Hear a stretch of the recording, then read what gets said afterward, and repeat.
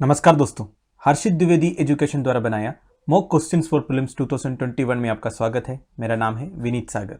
11 फरवरी 2021 का important questions क्या क्या है चेक करते हैं। आगे जाने से पहले दोस्तों लेक्चर पर लाइक का बटन जरूर दबाइएगा। चैनल को अब तक सब्सक्राइब नहीं किया हो तो सब्सक्राइब कीजिएगा। हमें सपोर्ट करने के लिए आप चैनल के मेंबर भी बन सकते हो ज्वाइन बटन दबा के। Question number 1. The Government of India has set up a nodal authority in order to frame the approved standardized deep sea fishing vessels design and specification. ASDDS. Consider the following statements regarding India's deep sea fishing plan which are correct. Video pose कीजिए और answer बताइए। I hope आपने answer किया होगा। Now the answer is option D, all of the above. सबसे पहले हम explanation देखते हैं। सबसे पहले समझते हैं दोस्तों ये जो डीप सी फिशिंग होता क्या है। Activity of catching fish that live in the deep parts of the sea और ocean is called deep sea fishing. समुद्र के डीप पार्ट्स में जाके फिशरमैन जो फिशिंग करते हैं ना दोस्तों, इसको डीप सी फिशिंग बोलते हैं। Boats are designed in such a way that fisherman gets access to the deeper parts of the ocean and fish species. कहने का मतलब ये है दोस्तों, ये जो बोट्स रहता है ना, उसमें बहुत सारे फैसिलिटीज रहते हैं डीप सी फिशिंग करने के लिए। उसमें एक सबसे खतरनाक फैसिलिटी है ट्रोलिंग फैसिलिटी, जिसको बॉटम ट्रोलिंग बोलते हैं। देखो बॉटम ट्रोलिंग क्या होता है। An ecologically destructive practice involves trawlers dragging weighted nets along the sea floor causing great depletion of aquatic resources. दोस्तों बॉटम ट्रोलिंग होता है क्या, मैं आपको एक फोटो के साथ दिखा देता हूं। ये हमारा फिशिंग वेसल है जिसमें फिशरमैन जाता है फिशिंग करने के लिए। अब ये है नेट। ये नेट इतना लंबा रहता है, इसमें क्रेन टेप का रहता है, वो लोग गिरा देते हैं नेट को नीचे सी फ्लोर तक। बहुत बड़ा सा ओपनिंग रहता है इसका।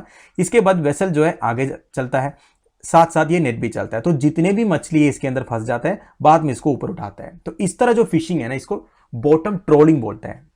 अब देखो ये ट्रोलिंग से फिशरमैन को तो फायदा है, बहुत सारे मछलियां मिलेंगे, पर it causes great depletion of aquatic resources. क्योंकि जब नीचे से खींचते हुए जाएगा ना दोस्तों, तो ये जो सी फ्लोर में जितने भी एक्वाटिक रिसोर्सेज है, जो फिशरमैन को नहीं भी चाहिए होगा वो भी खींचा जाएगा, वो खराब हो जाएगा। राइट, तो ये है बॉटम ट्रोलिंग।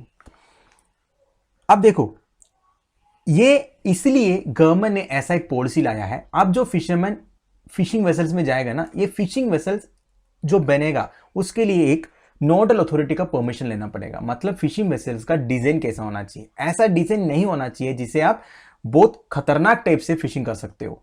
ठीक है, ये नोडल अथॉरिटी हेड करेगा central institute of fisheries technology का डायरेक्टर। ठीक है, ये जो गवर्नमेंट ऑफ इंडिया की पॉलिसी है, approved standardised deep sea fishing vessels design and specification है। ठीक है, तो ये जो अप्रूव्ड स्पेसिफिकेशन है ना, इसके मुताबिक ही अभी वेसल्स, शिपिंग वेसल्स जो है बना सकते हो। Right, ASDDS will provide a framework of minimum basic design parameters. Vessels would be constructed under the prescribed framework. जितने भी डीप सी फिशिंग वेसल्स अब से बनेंगे, उसको ये जो नोडल अथॉरिटी है उसका परमिशन लेना जरूरी होगा। ठीक है, और क्या है, the depth of water should be at least 30 metres to be considered as a deep sea fishing zone. अब देखो दोस्तों, गवर्नमेंट रेगुलेशंस के हिसाब से अगर एक एरिया को deep sea fishing zone declare करना है तो उसका डेप्थ जो है एटलीस्ट 30 मीटर होना चाहिए। और क्या है, deep sea fishing plan aims at promoting deep sea fishing as an alternative to trawling in the पार्कवे। ये जो deep sea fishing plan government की तरफ से आया था इसलिए क्योंकि वो ट्रोलिंग को खत्म करना चाहता था। ट्रोलिंग क्या है आपको मैंने बता दिया, ट्रोलिंग से इकोसिस्टम पूरा खराब हो जाता है। ये 2017 का एक न्यूज है दोस्तों, पाक बे में। ठीक है, पाक बे के लिए, पाक बे मतलब हमारा जो इंडिया एंड श्रीलंका के बीच में जो पाक बे में फिशिंग बहुत ज्यादा होता है, तो पाक बे में डीप सी फिशिंग प्लान लाया था गवर्नमेंट ने, क्योंकि उधर भी ट्रोलिंग से हमारा मरीन रिसोर्सेज खराब हो रहा था। आप मुझे ये बताइए, पाक बे में, पाक बे के आसपास हमारे एक नेशनल मरीन रिजर्व है, मरीन बायो रिजर्व जो भी बोलते हैं उसको, उसका नाम क्या है। अब हमारे क्वेश्चन में चलते हैं दोस्तों। स्टेटमेंट 1 क्या कह रहा है, activity of catching fish that live in the deep parts of the ocean is called deep sea fishing. Depth of the water at least should be 30 metres, ये मैंने बता दिया आपको। Deep sea fishing plan aims at promoting deep sea fishing as an alternative to bottom trawling. बिल्कुल सही है दोस्तों, क्योंकि ट्रोलिंग से तो इकोसिस्टम खराब हो जाता है।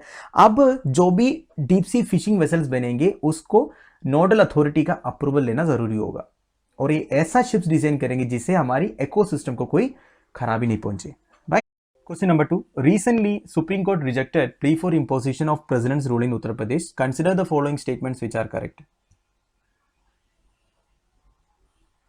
I hope आपने आंसर किया होगा। Now the answer is option A, 1 and 2 only. Statement 3 गलत है। सबसे पहले एक्सप्लेनेशन देखते हैं दोस्तों।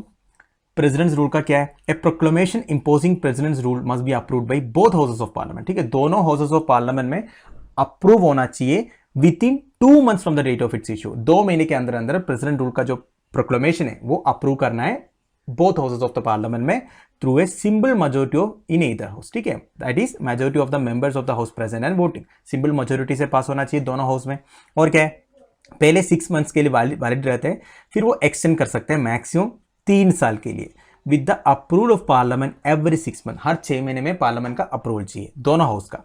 रिपोर्ट ऑफ द गवर्नर देखो, under article 356 presidents rule is imposed if the president upon received of the report from the governor of the state. ठीक है, गवर्नर ऑफ द स्टेट और स्टेट जो है रिकमेंड कर सकते हैं प्रेसिडेंट रूल इंपोज करो करके, अगर स्टेट में जो हो रहा है वो हमारे प्रोविजंस ऑफ द कॉन्स्टिट्यूशन के अगेंस्ट है, अगर और प्रेसिडेंट जो है सेटिस्फाई होना चाहिए और उनको रिलीज होना चाहिए, ऐसा कंडीशन है।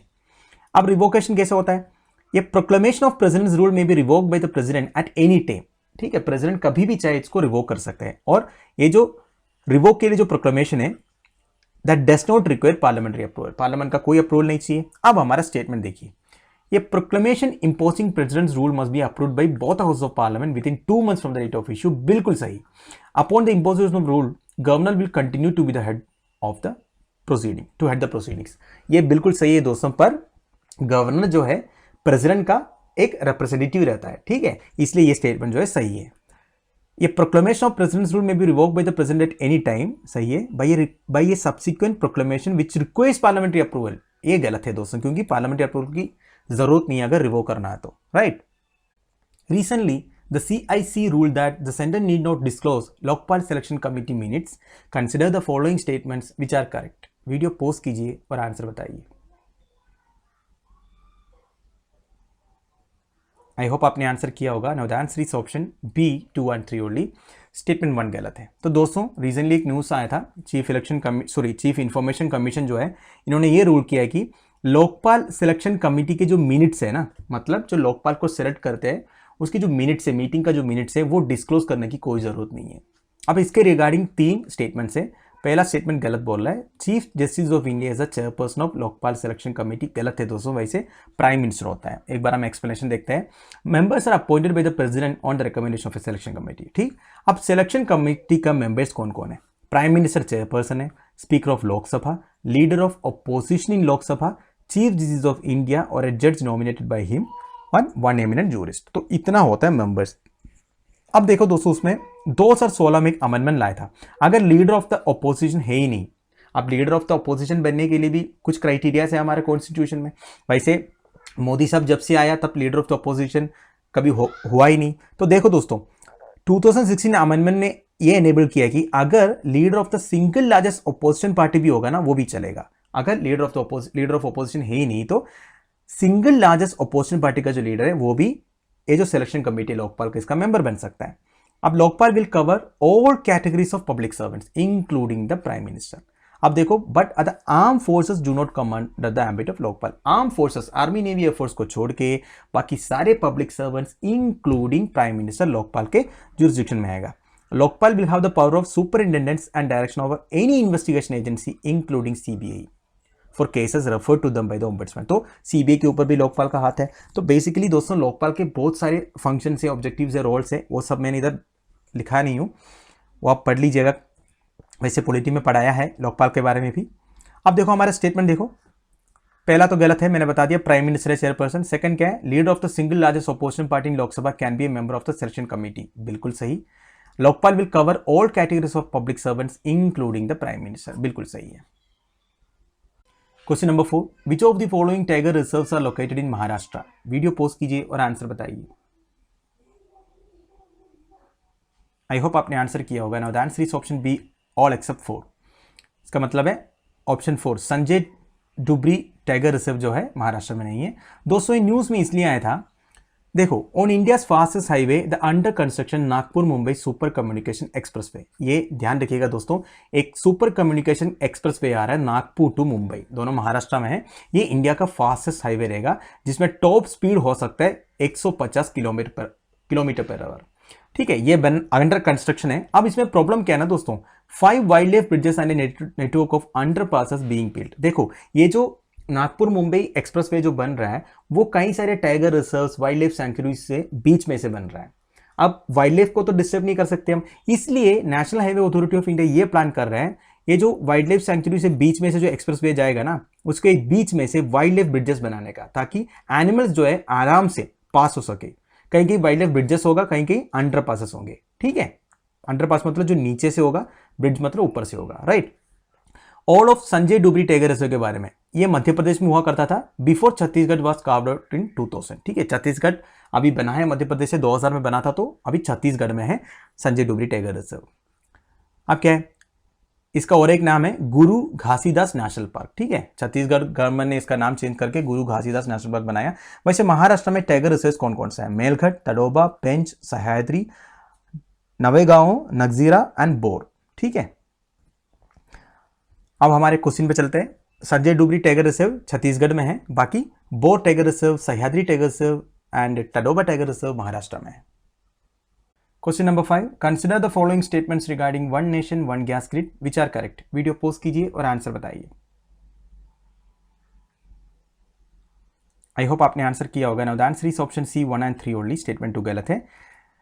One nation one gas grid, it refers to the integration of regional grids, thus establishing a national grid for providing energy produced by natural gas to various stakeholders। तो basically natural gas जहां से भी India में बन रहा है वो सबको एक ग्रिड में कनेक्ट होने का एक प्रोविजन है, one nation one gas grid. जैसे central government, state governments, public and private sectors सबको कनेक्ट कर देगा ये जो one nation one gas grid है। तो ये बेसिकली नेचुरल गैस से आप रिलेट कर सकते हो, ठीक है, ये ध्यान दीजिएगा। Initiative of the Indian government will help meet its target of reaching 15% of natural gas. वैसे देखो इंडिया का एनर्जी बास्केट देखने से हमें ये पता चलेगा 6.2 to 6.5% जो है नेचुरल गैस का पार्ट है। इंडिया का टारगेट ये है कि 15% बनाना है उसको 2030 तक, ठीक है। ग्लोबल एवरेज कितना है नेचुरल गैस का? 23 to 24% है, ठीक है। इंडिया में 6.2 to 6.5% है। इंडिया का टारगेट है उसको 15% बनाने का। अब एक प्रधानमंत्री ऊर्जा गंगा प्रोजेक्ट है दोस्तों, 2655 किलोमीटर का गैस पाइपलाइन प्रोजेक्ट है, that will cater to the energy requirement of 5 states. ये ध्यान दीजिएगा दोस्तों, थोड़ा पुराना है। उत्तर प्रदेश, बिहार, झारखंड, ओडिशा एंड वेस्ट बंगाल को कनेक्ट करते हैं Pradhan Mantri Urja Ganga project. In the last 4 years efforts have also been made to connect eastern India with north via the Jagdishpur, Haldia, Bokaro, Dhamra pipeline. देखो दोस्तों, ये जो प्रधानमंत्री ऊर्जा गंगा पाइपलाइन प्रोजेक्ट है ना, इसको जगदीशपुर, हल्दिया, बोकारो, धमरा पाइपलाइन भी बोलते हैं, which is PM Urja Ganga project which is in its final stages and it also add 3000 kilometres to the grid. तो बेसिकली ये जो one nation one gas grid है ना, इसका एक पार्ट बन सकता है प्रधानमंत्री ऊर्जा गंगा। वैसे केरला से लेके पूरा नॉर्थ इंडिया तक ऑलरेडी ग्रिड है, उसको कनेक्ट करेगा ये ईस्टर्न स्टेट से प्रधानमंत्री ऊर्जा गंगा प्रोजेक्ट से, ठीक है, जो उत्तर प्रदेश, बिहार, झारखंड, ओडिशा एंड वेस्ट बंगाल में ऑलरेडी है, मतलब अंडर कंस्ट्रक्शन भी है। वैसे अब देखो दोस्तों, स्टेटमेंट्स में चलते हैं। वन क्या कह रहे हैं? It refers to the integration of regional grids. ये बिल्कुल सही है, नेचुरल गैस लिखा है इसमें। Current share of natural gas in India basket is 15%। ये गलत है दोस्तों, करंट शेयर 6.2 से 6.5 तक है। इंडिया का टारगेट है 2030 तक 15% बनाने का। Pradhan Mantri Urja Ganga gas pipeline project that will cater to the energy requirements of 5 states will also add around 3000 kilometres to the grid. तो ये जो प्रधानमंत्री Urja Ganga gas pipeline project है ना, ये नेशनल ग्रिड को कंप्लीट होने में मदद करेगा, ठीक है। मतलब 3000 किलोमीटर्स ऐड करेगा जो हमारा ऑलरेडी जो ग्रिड है उसमें, राइट। तो दोस्तों हमारे daily 5 mock questions for prelims इधर खत्म हो रहा है। कल एक क्वेश्चन पूछा था, which statement describes the atmosphere of the planet correctly? Answer is option A, Venus is mostly carbon dioxide, right. बाकी जो तीनों लिखा है तीनों गलत है। आज का क्वेश्चन देख लीजिए, which one of the following sequences is correct in the context of 3 largest wheat producing states in India? इस क्वेश्चन का आंसर आप मुझे कमेंट बॉक्स में बता दीजिएगा। तो दोस्तों ये वीडियो मैं इधर बंद कर रहा हूँ। मैं उम्मीद करता हूँ आप लोगों को मेरी वीडियो से कुछ यूज़ हो रहा है। मैक्सिमम शेयर कीजिएगा, व्यूज़ को हमें बढ़ाना है, धीरे धीरे करके बढ़ रहा है, मैं देख पा रहा हूँ। 1000 पहुँचाना है हमें, इसके बाद धीरे धीरे हम बढ़ेंगे। मैक्सिमम लोगों तक हमारी 21 वीडियो पहुँचा दो। लेक्चर की PDF एज यूजुअल आपको टेलीग्राम चैनल में मिल जाएगा। आज शाम को जितने भी पेंटिंग PDF है सब अपलोड हो जाएगा। Thank you for watching, bye bye, have a nice.